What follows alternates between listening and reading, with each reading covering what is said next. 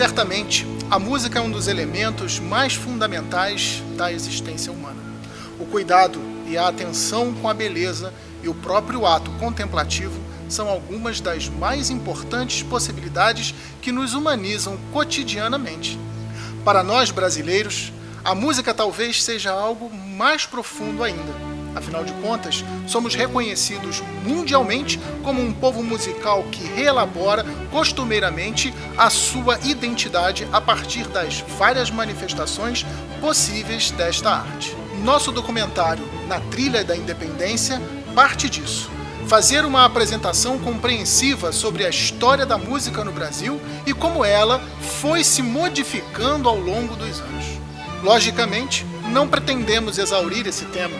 Isso seria mesmo impossível. Esperamos sim que esse documentário seja um convite de mergulho no universo da história da música brasileira, tão rica e, infelizmente, tantas vezes subestimada. Esse documentário conta com o apoio da Secretaria de Cultura e Economia Criativa do Estado do Rio de Janeiro por meio do edital Retomada Cultural RJ2.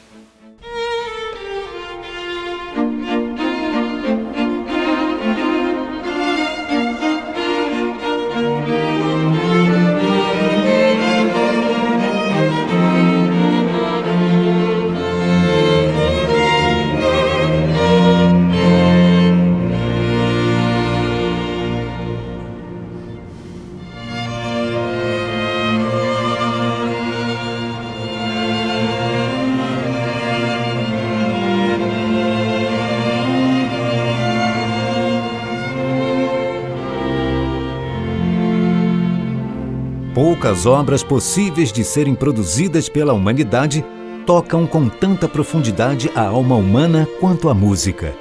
Elementos musicais podem ser encontrados, na verdade, em várias manifestações da natureza. Assim, é verdadeiramente impossível dissociar essa arte de nossas vidas.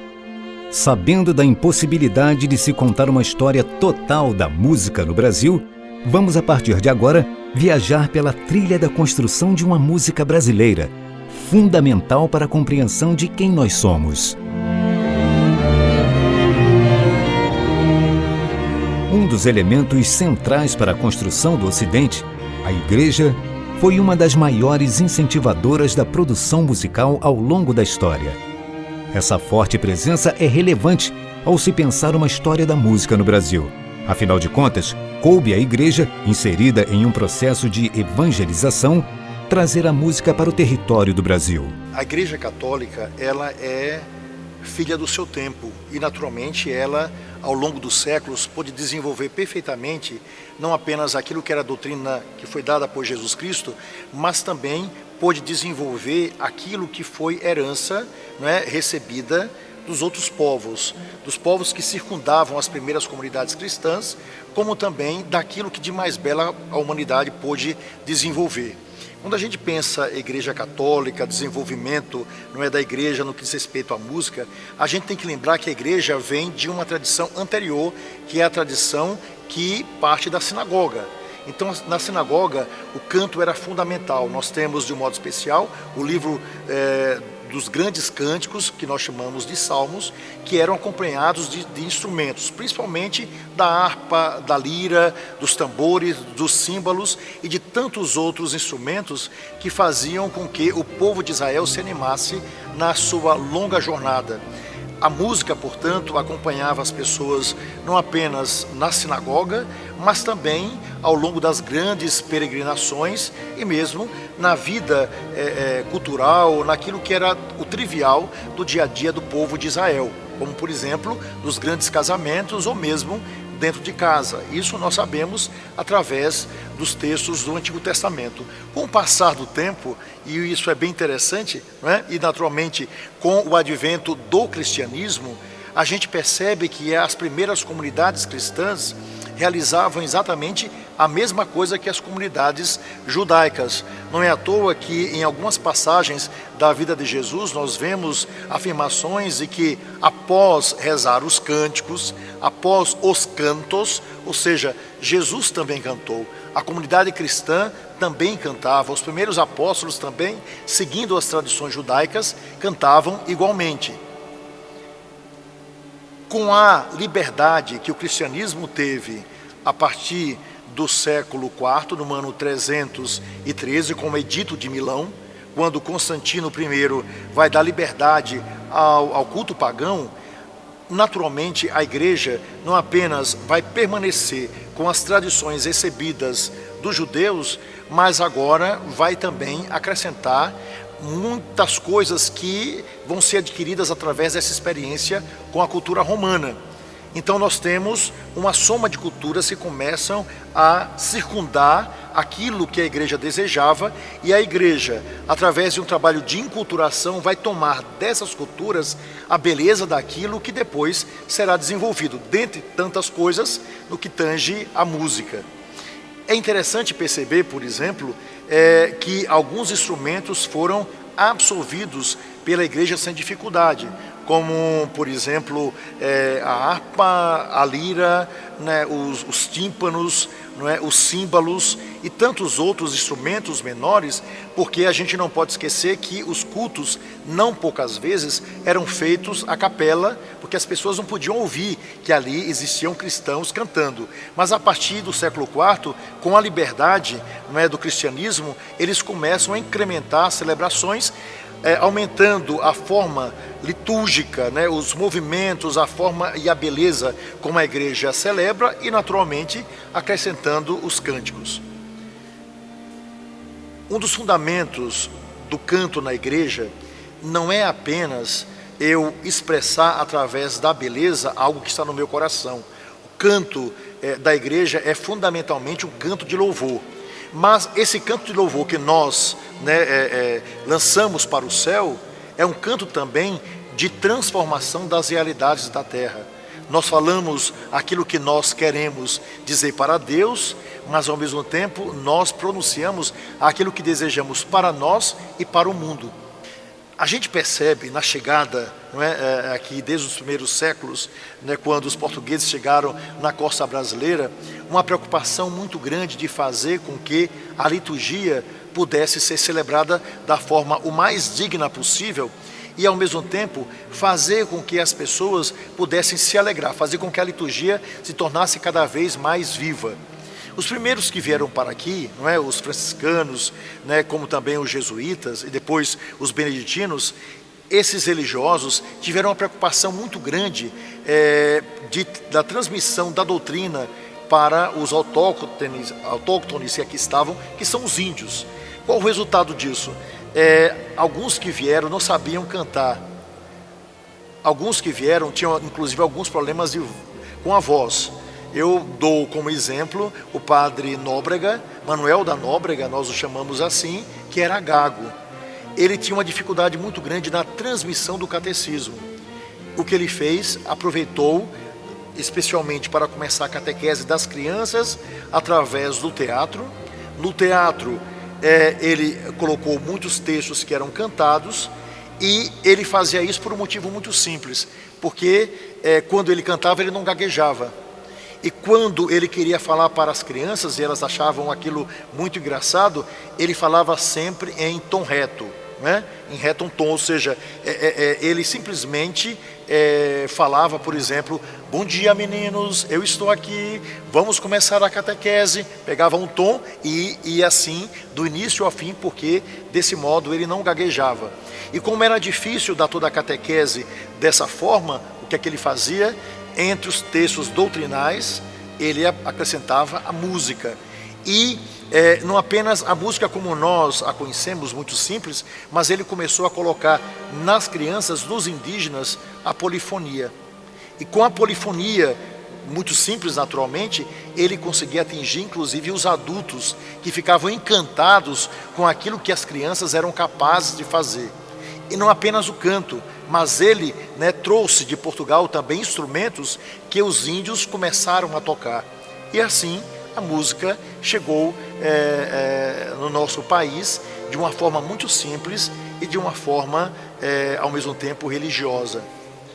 Uma coisa que talvez as pessoas não saibam é que, dentre as possibilidades que o clero tinha, uma dessas coisas fundamentais era o aprendizado da música, porque não poucos professores dentro dessas universidades diziam que a forma mais perfeita que alguém tinha para conhecer a matemática era estudando música, que eles diziam que ali estava a música perfeita. Só que se a matemática era a música dos homens, né? A música, como nós entendemos, era a matemática dos anjos. Então, com isso, não é, os religiosos que eram obrigados a cantar, porque os coros estavam ali, né, dos monges, dos religiosos, das religiosas, né, era fundamental isso durante as orações. Eles ensinaram também tudo aquilo que foi aprendido à população, que aos poucos foi conhecendo o que vinha como estudo dentro dessas universidades.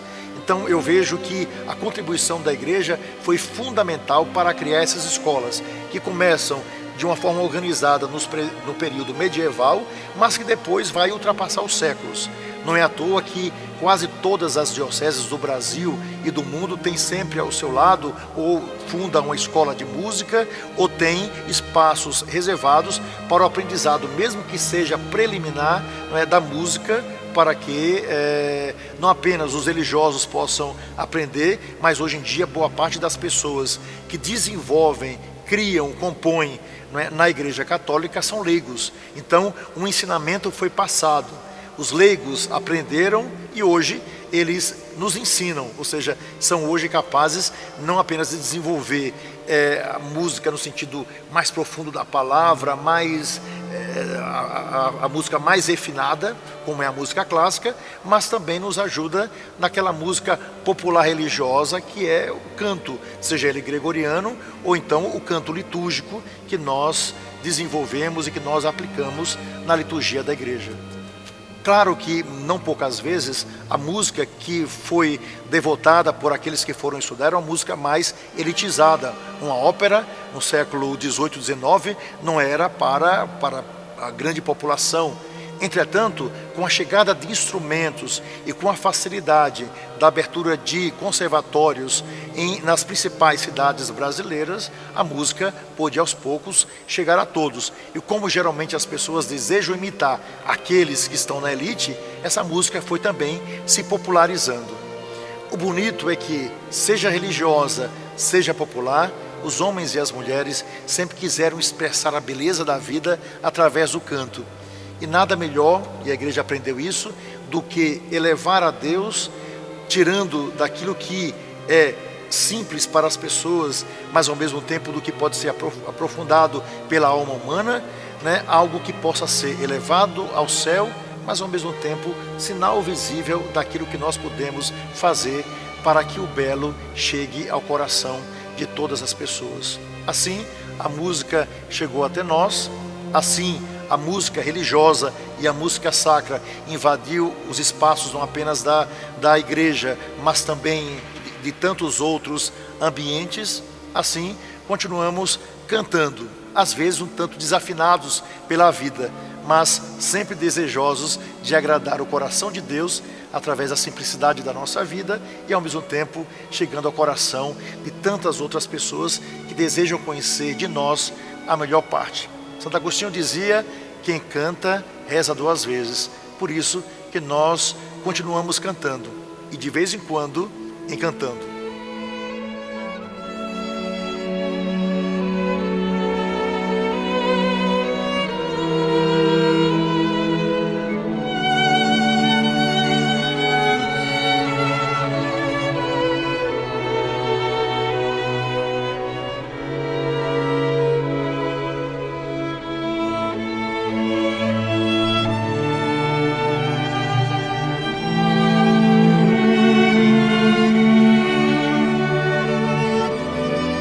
Um dos marcos da independência política do Brasil pode ser encontrado na chegada da corte portuguesa em 1808.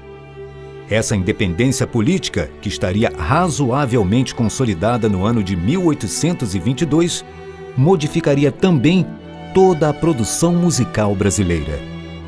A chegada de músicos europeus em nosso território e o reconhecimento de músicos já aqui nascidos colaborariam assim com a formação de uma nova música.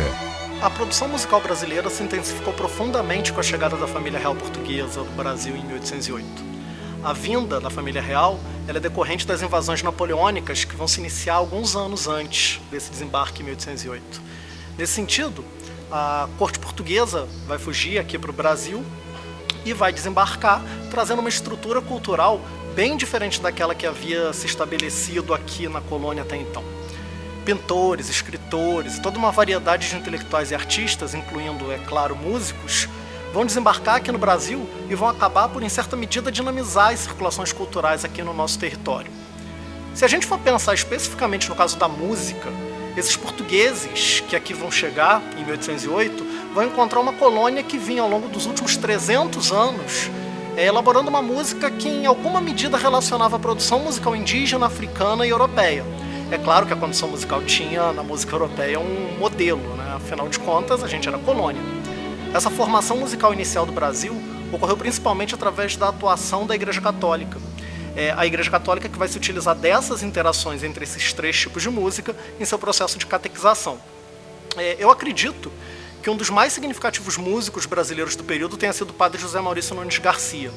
Padre Zé Maurício era um pardo, filho de forros, ele nasce em 1767, ele esteve presente desde cedo nas Irmandades Musicais Católicas aqui do Brasil, né, certamente algumas das mais importantes instituições de ensino e de prática musical aqui da nossa colônia, inclusive reconhecidas pelas amplas inovações que seus membros faziam na produção musical do período em questão, né, o período colonial. O Padre Zé Maurício ele é incontornável na história da música brasileira, nesse período joanino notadamente, então. Ele foi um autor muito plural, ele teve uma vida permeada de questões políticas e sociais, como vários biógrafos atestam. Ele vai escrever mais de 240 músicas, vai acabar sendo reconhecido como um dos mais importantes músicos da colônia no ano de chegada da família real portuguesa, em 1808. Só para a gente ter uma ideia, ele acaba se transformando em mestre de capela da corte, um cargo difícil, almejado por qualquer músico do período. Esse lugar de principal músico da corte no Brasil seria perdido com a chegada de Marcos Portugal em 1811 e de Sigismund von Neukomm em 1818, um discípulo da escola vienense que então estava em moda na Europa, principalmente em Portugal. Esses dois músicos, o Marcos Portugal e o Sigismund von Neukomm, atendiam com muito mais exatidão ao gosto musical dos portugueses que agora estavam administrando o Brasil muito mais de perto aqui da cidade do Rio de Janeiro, então capital.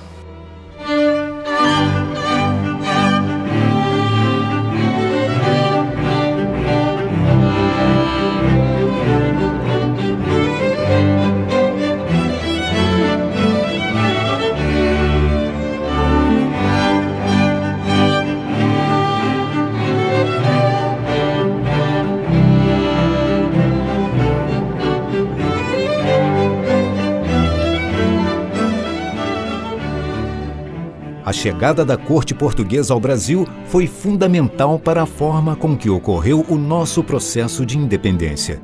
Entretanto, nossa independência apenas ocorreria em 7 de setembro de 1822. Nesse ano, em um profundo cenário de crise política e social, Dom Pedro, o então príncipe herdeiro da coroa portuguesa, estabeleceria o rompimento com Portugal. Dom Pedro se transformaria no primeiro imperador do Brasil. Mas, mais do que isso, Dom Pedro, agora chamado de primeiro, também seria lembrado por propor a independência em forma de música. Afinal de contas, estamos falando de um imperador músico. Conduzida pelos grupos que já administravam o território brasileiro, o ano de 1822 acabou marcando o nosso processo de independência. Dom Pedro, príncipe regente desde o retorno de Dom João VI a Portugal, no ano de 1821, se consolidaria como o primeiro imperador brasileiro. Iniciaria aquilo que com mais propriedade a gente pode chamar de música brasileira. Afinal de contas, agora o Brasil já era um país independente, não subordinado a Portugal. A música, nesse sentido, ela atenderia à formação de uma identidade nacional, conjuntamente à constituição de instituições nacionais, como o Instituto Histórico e Geográfico Brasileiro, IHGB, que vai ser fundado na década de 1830, bem como a Organização da Educação Nacional. Inclusive, a educação musical começava a dar ali os seus primeiros passos nesse início já de um Brasil independente. O próprio imperador Dom Pedro I era músico. Ele foi aluno do Marcos Portugal e do Padre Zé Maurício. E esse futuro imperador nosso, ainda jovem, já tocava vários instrumentos, né? Ele era um músico versátil, os documentos atestam, tocava desde o cravo e o violino até o clarinho e o violão, um instrumento bastante popular já nesse contexto de início de Brasil independente. Inclusive, Dom Pedro I foi compositor também de peças populares, o que é raro se a gente pensar em um membro de uma das mais tradicionais casas reais da Europa. Aparentemente, na verdade, a música era uma de suas práticas mais queridas.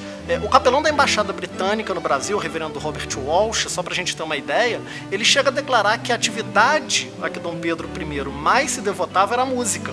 Ele vai ter desenvolvido, segundo ainda o reverendo Robert Walsh, ele vai desenvolver, numa idade muito cedo, uma predileção e um talento muito profundo pela prática musical. Além de instrumentista, Dom Pedro I compôs uma série de músicas variadas. Dentre as peças religiosas, a gente tem o responsório para São Pedro de Alcântara, a antífona de Nossa Senhora, o credo do imperador e o hino de ação de graças, além de uma série de outras peças para piano e para pequenos grupos musicais, além, é claro, das peças populares, o que era bem inovador ao se pensar no imperador. Algumas obras escritas pelo imperador, Dom Pedro I, vão se destacar no cenário político. Mas certamente a obra musical mais significativa escrita pelo imperador é o Hino da Independência do Brasil, escrita por ele, musicada por ele, sob um texto de Evaristo Ferreira da Veiga. Música sempre esteve na vida da família imperial brasileira. Foi uma herança, vinda de Portugal, justamente a família real. Isso vem com Dom João. Dom João VI chega ao Brasil trazendo essa tradição, incentivando músicos na sua corte. Ele acolheu Marcos Portugal, ele também incentivou o trabalho de um músico brasileiro, o padre José Maurício. Enfim, criou um ambiente musical no Brasil, ou seja, o Brasil, o Rio de Janeiro como capital do reino português, e também no âmbito da família. Nós temos aqui no Museu Imperial uma partitura, na verdade um conjunto de partituras que são reduções de composições do Marcos Portugal, de óperas desse compositor, reduções para piano e voz, justamente Dom Pedro e sua irmã Maria, piano e voz executando músicas de Marcos Portugal. Essa relação, portanto, era doméstica, era do dia a dia da família. Essa tradição segue não apenas na geração de Dom Pedro menino, adolescente, mas também Dom Pedro adulto. Nós sabemos, ele foi compositor, ele compôs não apenas música sacra, mas também música profana, música religiosa. Inclusive agora estamos trabalhando numa uma candidatura visando o reconhecimento por parte da Unesco das composições de Dom Pedro I. Trata-se do Prêmio Memória do Mundo da Unesco. Nós reunimos documentação preservada no Museu Imperial, preservada no Instituto Histórico e Geográfico Brasileiro, na Escola de Música da UFRJ e no Cabido da Cúria Metropolitana do Rio de Janeiro, e essa documentação, são 14 composições, 14 partituras, foram então submetidas à Unesco. Estamos aguardando o resultado dessa que será uma conquista valiosíssima para todos nós, justamente no ano em que comemoramos o bicentenário da independência. O carro-chefe dessa candidatura, não podia deixar de ser, é o hino à independência composto por Dom Pedro I.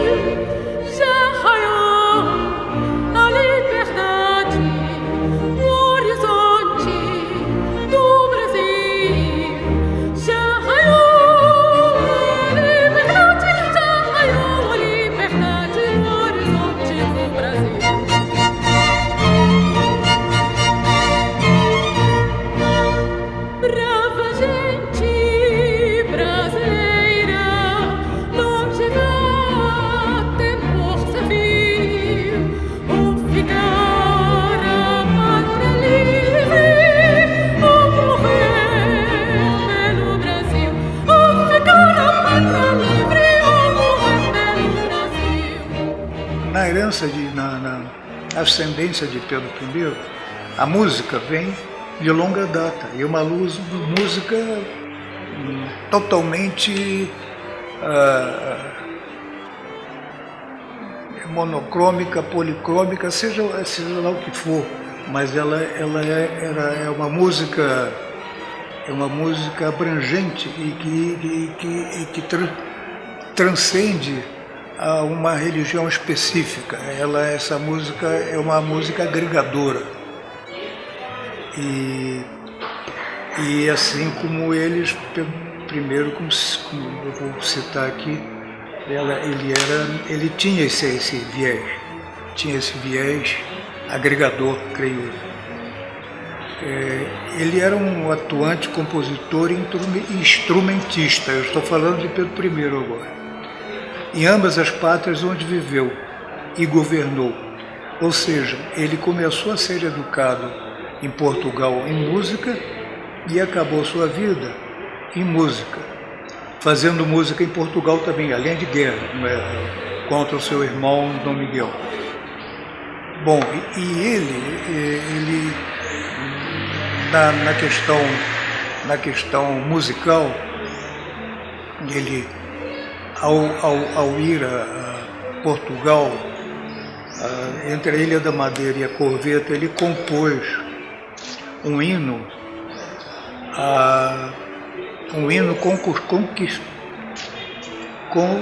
constitucional português, que virou o hino português. E esse hino português foi tocado até 1910, quando o último rei português foi deposto. Então, para ver que ele não só compunha aqui, mas compôs já uma vez abdicado em nome de seu filho, foi para Portugal. Seu gosto por qualquer gênero de música variava desde concertos eruditos aos batuques realizados por negros escravizados e aos lundus boêmios. Quer dizer, ele apreciava todo conceito, todo tipo de música. Sua educação musical começou por influência forte de seu pai, Dom João VI. Desde criança, em Queluz, Portugal, tendo como professor o compositor Diogo Garcia, dentre vários outros compositores e maestros. No Brasil, aos 10 anos, seus instrutores foram o padre José Maurício, José Maurício Nunes, o padre mestre. Esse foi um grande, digamos, fomentador no início da música dele. Depois o lisboeta Marcos Portugal, que ele já conhecia de Lisboa como instrutor, e o austríaco Neukomm. O austríaco Neukomm era uma pessoa internacional, creio que prepotente, então ele abafava um pouco o padre mestre. Mas o padre mestre era realmente, eu acho, o crânio da história, que com sua humildade ele soube levar o caráter que não devia ser fácil de Pedro I. A vida cotidiana no Império Brasileiro era extremamente musical. Entretanto, termos como óperas, sinfonias, cravos, pianos e violinos não dão conta das múltiplas músicas compostas no período. Certamente existiam produções populares que, em grande parte das vezes, foram esquecidas pelos historiadores. Essas produções populares também foram próximas à corte brasileira, muitas vezes de forma impensada. A relação da família imperial, real e depois família imperial com os compositores populares deve-se muito à atividade de Dom Pedro I, que tinha uma relação extra, digamos assim, palaciana. Ele se relacionava com músicos populares, ele mesmo tocava violão, além de outros 6 instrumentos, além de compositor. Portanto, essa relação no dia a dia, né, nas bodegas, nos locais frequentados por Dom Pedro I, ele sim estimulou a música, né, os lundus, as músicas populares que ganharam acesso ao palácio justamente por essa relação, essa proximidade de Dom Pedro I com os ritmos mundanos, os ritmos do dia a dia do Rio de Janeiro. Já a relação de Dom Pedro II, ela ganhou uma dinâmica, né, uma dimensão diferente, justamente porque Dom Pedro II foi um grande patrono. Dom Pedro II patrocinou os estudos musicais de Antônio Carlos Gomes, que viria a ser o nosso maior compositor do século XIX, até hoje considerado o maior compositor operístico não europeu. Carlos Gomes tem um detalhe muito interessante, porque Dom Pedro II imaginava encaminhar Carlos Gomes para a Alemanha, né? Mas, por influência de Dona Teresa Cristina, ele acabou seguindo para a Itália e lá, né, se formou, digamos assim, obteve a sua formação, digamos, no âmbito internacional, e lá ele se notabilizou por se tornar um grande compositor de óperas. Nós sabemos a sua principal ópera, Guarani, estreou no Teatro Scala de Milão. O Museu Imperial preserva, inclusive, os cenários dessa primeira produção da autoria de Carlo Ferrario, que era o cenógrafo oficial do Teatro Scala, e essa documentação faz parte aqui da documentação do Arquivo Histórico do Museu Imperial, com cenas, são 6 cenas detalhadas pelo Carlo Ferrario. Essa documentação, inclusive, já recebeu uma premiação da Unesco no Prêmio Memória do Mundo, justamente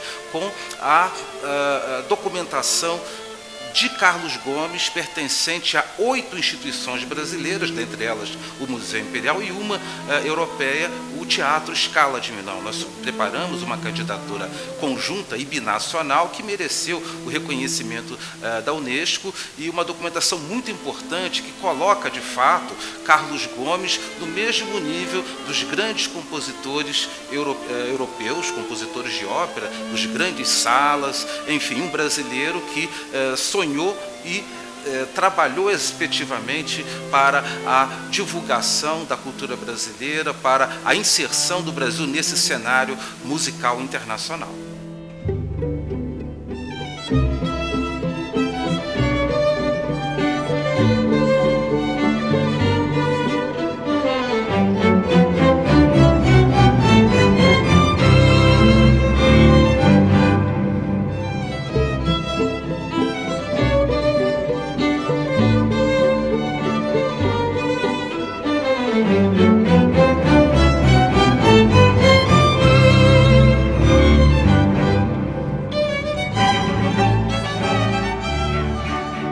Dom Pedro I abdicaria do trono em favor de seu filho no início da década de 1830, dando início ao período que ficaria conhecido como período regencial, que se estenderia até o ano de 1841, com a coroação de Dom Pedro II.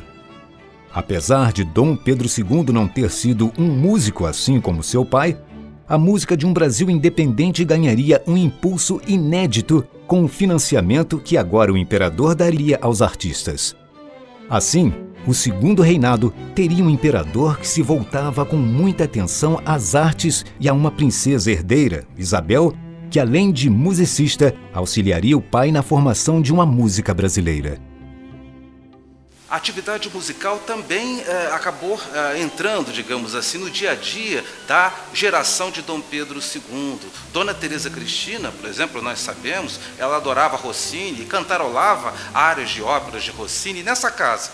Essa mesma sala de música e baile, nós sabemos, foi inaugurada em 1853, com a apresentação de um mágico alemão, germânico, vamos dizer assim, e após a apresentação desse mágico, houve um baile que terminou às 2h30 da manhã, ou seja, um dia de festa, ou seja, a música em dias de celebração estava sempre presente nessa casa, e também no dia a dia, naquelas atividades domésticas propriamente ditas. Nós sabemos, a princesa Dona Isabel e a princesa Dona Leopoldina tiveram aulas de música nessa casa, né? Ambas aprenderam a tocar piano, e a disciplina era muito rigorosa. A disciplina da educação das princesas incluía justamente aulas e aulas e aulas exaustivas de música, e aqui, portanto, elas tiveram, né, e também no Paço de São Cristóvão, elas tiveram a primeira relação, o primeiro contato, né, com música erudita.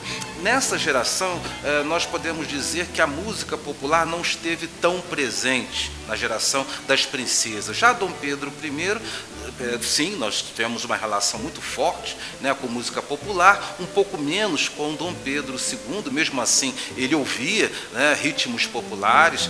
Nós sabemos que faziam referência, ou fizeram referência a lundus, né, a outros ritmos do período, mas não necessariamente no dia a dia. No dia a dia, a orientação da geração de Dom Pedro II e de suas filhas era voltada mais para a música erudita, vamos por assim dizer. Os príncipes e as princesas da Casa de Bragança recebiam uma educação que tinha como finalidade uma formação intelectual e também artística, né? Então a gente vai entender isso dentro da Casa de Bragança, desde o primeiro rei português da Casa de Bragança, Dom João IV, que vai ser um grande teórico musical, né? E alguns especialistas, né, o consideram inclusive um crítico musical. E essa formação, a formação de Dom Pedro II vai seguir essa mesma tradição da Casa de Bragança, né? Porque os príncipes precisavam, em função até dos casamentos dinásticos, eles terem essa formação intelectual e artística. Isso era fundamental, porque a música era importante nos acontecimentos políticos, nos acontecimentos sociais. Então a gente vai ver por toda a Casa de Bragança que todos os reis e rainhas serão pianistas ou serão cravistas, alguns, claro, já com uma formação mais especializada pela própria habilidade, pelo próprio dom, mas a gente vai entender isso. Dom Pedro II vai estudar música também, né? E durante o seu reinado ele vai incentivar grandes artistas, não só incentivar com a sua presença, por exemplo, nos teatros e tudo, mas também custear os estudos de alguns deles. Temos aí como grande exemplo o nosso maestro e compositor, né, Carlos Gomes, que por influência inclusive da própria imperatriz Dona Teresa Cristina, napolitana, com uma música, com uma voz belíssima. Muitos relatam isso, né, que quando chegavam ao palácio ouviam ela cantando, tinha uma voz linda, tocava piano. Quer dizer, todas essas princesas, por isso que a dinastia também de Bragança, a Casa de Bragança, ela precisava estar à altura das cortes europeias, né, que tinham esse conhecimento muito grande da música. E é claro que Dom João, por exemplo, V, ele vai transformar Lisboa em um grande centro, uma corte muito musical, e há um grande fomento à música. Muitos portugueses vão para a Itália estudar música. Tudo isso então começa um grande movimento, e vamos ter vários outros exemplos. Me passa aqui também a lembrança de Dom José e o Marquês de Pombal, que eles vão criar um grande teatro. Infelizmente, esse teatro, 7 meses depois de inaugurado, ele vai ser completamente devastado pelo terremoto de 1755. Então, o que a gente vai entender, se a gente fizer um percurso pela essa história da família, o quanto eles eram realmente musicais, não só musicais, mas artistas, porque a gente também tem a parte da pintura, por exemplo, né? Então, Dom Pedro II, como esse grande incentivador, como sabemos, das artes, ele vai dar uma educação tão esmerada para as princesas Dona Isabel e Dona Leopoldina. Inclusive, um dos professores das princesas será o Fortunato. O Fortunato era de origem ítalo-português, né? E ele vai ser o professor das princesas por pouco tempo, porque logo ele falece, e ele já tinha sido professor de Dom Pedro II e de Dona Januária e Dona Francisca, irmãs do imperador. E depois ela vai estudar com o grande Isidoro Bevilacqua, um genovês, né? E tinha uma casa de piano, enfim. Ele depois larga para ser justamente professor da princesa Dona Isabel. É curioso que a gente vai no acervo da família imperial, no seu arquivo de fotografias, de documentos, uma série de documentos importantes para a gente entender como a música era valorizada, não só na formação individual de cada uma dessas pessoas, mas também como essa música vai fazer parte do dia a dia. E a gente tem que lembrar que a presença deles em qualquer evento social trazia muita gente. Então, por exemplo, quando eles iam ao teatro, aquele teatro tinha uma grande chance de ter a ópera que estava sendo apresentada nos jornais, porque diziam, esteve aqui a princesa imperial, o imperador. Então, eles também eram, vamos dizer assim, um grande chamariz para esse grande público. Dona Isabel, por exemplo, o próprio Dom Pedro II, em carta, reconhece a sua erudição em ópera, não é? E a gente vai entender que essa erudição dela vem em grande parte da sua mãe, a Imperatriz Teresa Cristina, que era napolitana, e sabemos que a Itália era um grande berço da música, não é? E tudo isso a gente vem trazendo pessoas para o Brasil, né? Grandes óperas, e aí os teatros vão apresentar diversas óperas líricas, e sempre italianas, enfim, grandes artistas. A gente pode lembrar vários nomes aqui, né? Dessas pessoas que tiveram grande incentivo do imperador. Na correspondência da princesa Dona Isabel, é curioso como a gente vê a importância dessa música, da música na vida da Isabel. Ela faz uma viagem na década de 60, exatamente no ano de 1868, a Minas Gerais, para ela tinha um problema de esterilidade e ela vai para essas águas para medicinais, né, para tentar engravidar. E durante uma das suas hospedagens numa das cidades mineiras, ela escreve à mãe, Dona Teresa Cristina, dizendo que estava muito triste a casa, porque a casa não havia piano. E ela precisava de piano, ela precisava de música, enfim, música era alegria. E a gente sabe que Dona Isabel fez do Palácio Isabel, hoje Palácio Guanabara, um grande lugar de música, com grandes saraus, e vinham pessoas importantes, personalidades musicais, mas também a sociedade, né, se fazia presente nesses saraus da Dona Isabel. E com isso havia um grande incentivo às artes, é claro, né? A gente sabe que Dom Pedro II foi um grande mecenas em diversas áreas, inclusive na fotografia, porque Dona Isabel vai ter professores de música, de dança, além do Isidoro, do Fortunato, ela vai ter a Condessa de Barral, que era sua preceptora, também ensinando música. A auxiliar da Condessa de Barral, a Mademoiselle Templier. Então, assim, Dona Isabel estava envolvida nesse mundo da música. E ela trazia muita energia nesse sentido para a sociedade. Inclusive, muitos autores dizem, né, que Dom Pedro II já era um homem mais fechado, que tinha pouca vida social, e é o Conde de Dona Isabel que vão transformar, na verdade, o Palácio Isabel, como eu já disse, Guanabara hoje, né, em um grande centro social, e a música se fazia presente o tempo inteiro. Havia um professor também de piano, que era o cubano negro, o José White, e ele vai permanecer com a Dona Isabel até o fim, quando há a dita proclamação da República, ele vai com ela para o exílio, fica durante todo o tempo do exílio junto à Dona Isabel, e eles dois vão fazer inúmeros saraus lá em Boulogne-sur-Seine, que era uma casa onde ela residia no exílio, né? Depois ela vai para o Château d'Eu, que também continua vendo saraus, e ela conta, e aí tem uma história muito interessante, que ela vai fazer um pequeno sarau, um sarau assim privé, com o Carlos Sansena, que era um grande compositor, e junto com José White, né? E lembrando que esse grande erudito, porque ele era um homem assim, um compositor realmente de grande expressão, de expressão mundial, ele vem ao Rio de Janeiro em 1899 para apresentar 2 concertos no Teatro Lírico do Rio de Janeiro, e ele vai ficar aqui em Petrópolis, na nossa cidade de Petrópolis, residindo por esse período. E é curioso que em outubro ele já está em Paris fazendo esse concerto com a princesa Dona Isabel. Então, se a gente levanta uma hipótese de Dona Isabel ter conversado com ele e falado da cidade e o quanto ela achava bonita a nossa cidade, um clima ameno, enfim, e ele então fica aqui na cidade. Então a gente vai percebendo que a presença de Dona Isabel, do Conde do Pedro II, eles são chamariz.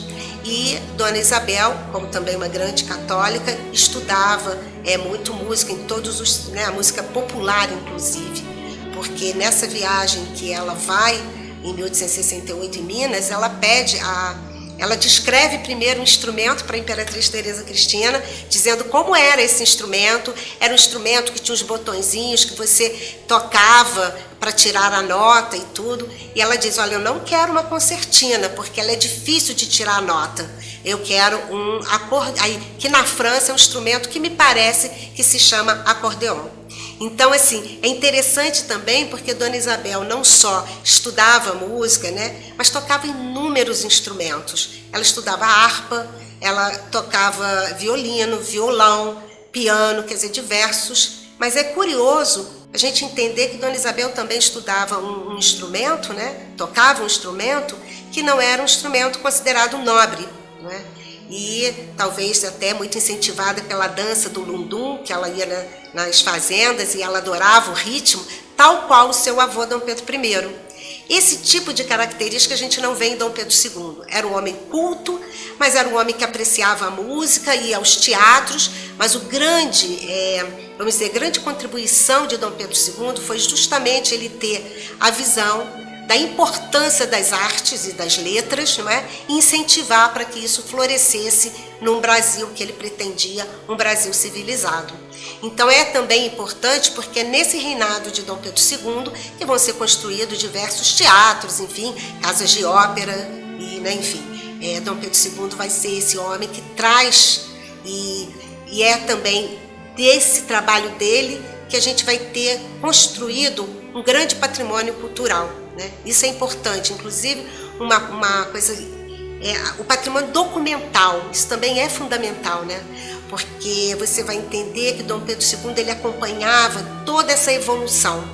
Em 1838, quando há o anúncio, por exemplo, da fotografia, né, em Paris, ele imediatamente começa já a ver fotografia como uma arte interessante, uma técnica, e ele vai incentivar inúmeros fotógrafos. E Dona Isabel vai ser estudante de fotografia também, né? Porque tudo isso está ligado à beleza, à arte, música, pintura. Ela vai estudar com Victor Meirelles.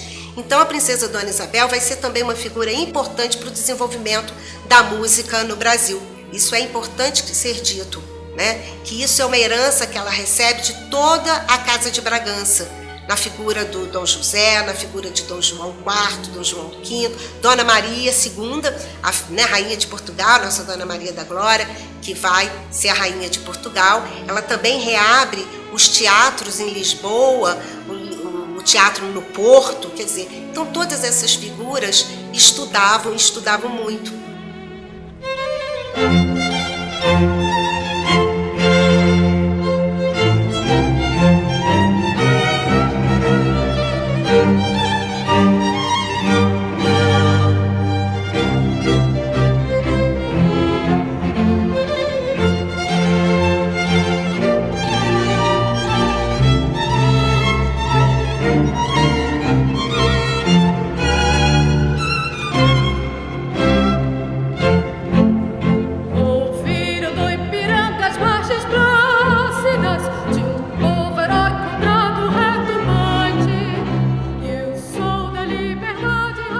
Passeando na trilha da nossa música, entre a colonização e o século XIX, conseguimos ouvir a melodia de um povo em processo de independência. Certamente, muita música ainda não foi ouvida. Essas ainda precisam de ouvidos atentos. Entretanto, aqui se apresenta um convite de escuta. Um convite para se ouvir quem nós somos a partir da música brasileira.